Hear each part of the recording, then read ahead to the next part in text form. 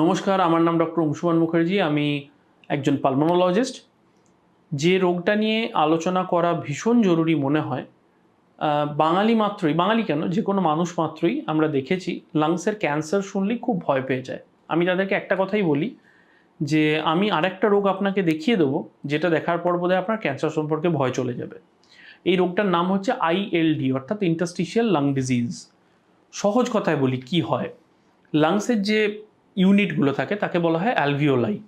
আর এই অ্যালভিওলাইয়ের গা দিয়ে রক্তনালী যায়। এই রক্তনালীর মধ্যে দিয়ে অক্সিজেন আসে, সেই অক্সিজেন অ্যালভিওলাইতে ট্রান্সফার হয়, অ্যালভিওলাই থেকে কার্বন ডাইঅক্সাইড রক্তের মাধ্যমে গিয়ে সে রক্ত দিয়ে আবার বেরিয়ে যায়। এটা হচ্ছে বেসিক আপনার লাংসের মধ্যে অক্সিজেন কার্বন ডাইঅক্সাইড আদান প্রদানের একটা পদ্ধতি। এখন এই অ্যালভিওলাইয়ের দেওয়াল আর রক্তনালী এর মাঝে একটা সিমেন্টিং মেটেরিয়াল থাকে। যেরকম আপনার বাড়িতে টাইলস লাগানোর সময় দেওয়ালে একটা সিমেন্টিং মেটেরিয়াল দেয়, ঠিক সেরকম এই সিমেন্টিং মেটেরিয়ালটাকে বলা হয় ইন্টারস্টিশিয়াম। আর এই ইন্টারস্টিশিয়াম যদি শুকনো হয়ে যায়, ড্রাই হয়ে যায়, নষ্ট হয়ে যেতে থাকে, তার বহু কারণ আছে, সেই কারণগুলো নিয়ে আমি একটু পরে বলবো। তাকে এই শুকিয়ে যাওয়ার রোগটাকে বলা হয় ইন্টারস্টিশিয়াল লাং ডিজিজ। এটাকে অনেকভাবে ভাগ করা যায়। তার মধ্যে একটা প্রধান এবং সবচেয়ে ক্ষতিকারক একটা রোগের নাম হচ্ছে IPF, যার ফুল ফর্ম হচ্ছে ইডিওপ্যাথিক পালমোনারি ফাইব্রোসিস। ম্যাক্সিমাম টাইমে এর কোনো কারণ খুঁজে পাওয়া যায় না। কেউ বলেন স্মোকিং থেকে হয়েছে, কেউ বলেন যে গ্যাস্ট্রিক রিফ্লাক্স থেকে অর্থাৎ অ্যাসিড রিফ্লাক্স থেকে হয়েছে, বাট এক্স্যাক্টলি IPF এর কোনো কারণ খুঁজে পাওয়া যায় না। এছাড়াও অনেক কারণ আছে, অনেকগুলো রোগ আছে যেগুলো কারণ খুঁজে পাওয়া যায়।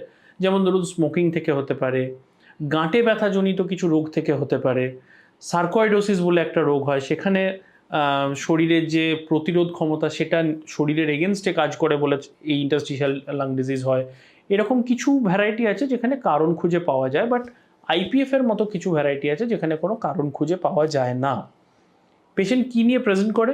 মেন প্রবলেম হচ্ছে শ্বাসকষ্ট এবং শুকনো কাশি। বেসিক্যালি এই নিয়ে প্রেজেন্ট করে এবং খুব খুব শর্ট ডিউরেশন হিস্ট্রি। পেশেন্ট হয়তো এসে বলবে 6 মাস বা 8 মাসের হিস্ট্রি বা ম্যাক্সিমাম 1-1.5 বছরের হিস্ট্রি। হঠাৎ করেই শ্বাসকষ্ট প্রোগ্রেসিভলি বাড়তে থাকছে। এটা এমন একটা রোগ যেটা নিয়ে পেশেন্টদের প্রচুর কোয়ারি থাকে। এবং আমি একটা কথাই বলি, ধরুন একটা ট্রেনকে যদি আমি পেছন থেকে দড়ি দিয়ে টানি, আমার গায়ে খুব ক্ষমতা হলে আমি সেটাকে টেনে টুনে না হয় একটা গরুর গাড়ির স্পিডে আনতে পারবো, কিন্তু কোনোদিন থামাতে পারবো না। IPFO বা ILD জাতীয় রোগগুলোও সেরকম। আপনি ওষুধপত্র দিলে এর যে রেট অফ প্রোগ্রেশন সেটাকে হল্ট করানো যায়, কিন্তু রোগটাকে কোনোদিন রিভার্সেবল করা যায় না। It's an irreversible disease. শুকনো কাশি, শ্বাসকষ্ট এর প্রধান লক্ষণ, প্রধান সিমটম। এটা যখন হয়, এরকম নিয়ে যদি পেশেন্ট আসে আমাদের কাছে, আমরা ইউজুয়ালি যেটা করি সেটা হচ্ছে যে একটা লাং ফাংশন টেস্ট করাই।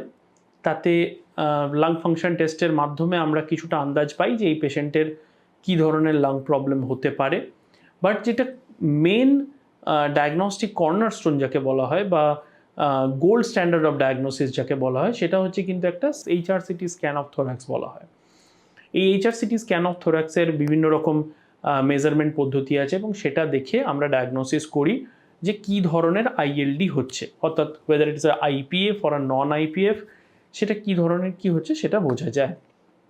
এটা গেল ILDর বেসিক ডায়াগনস্টিক পার্ট। এর সাথে যদি মনে হয় যে গাঁটে ব্যথাজনিত ILD হচ্ছে, তাহলে কিছু ব্লাড টেস্ট করাতে হয়।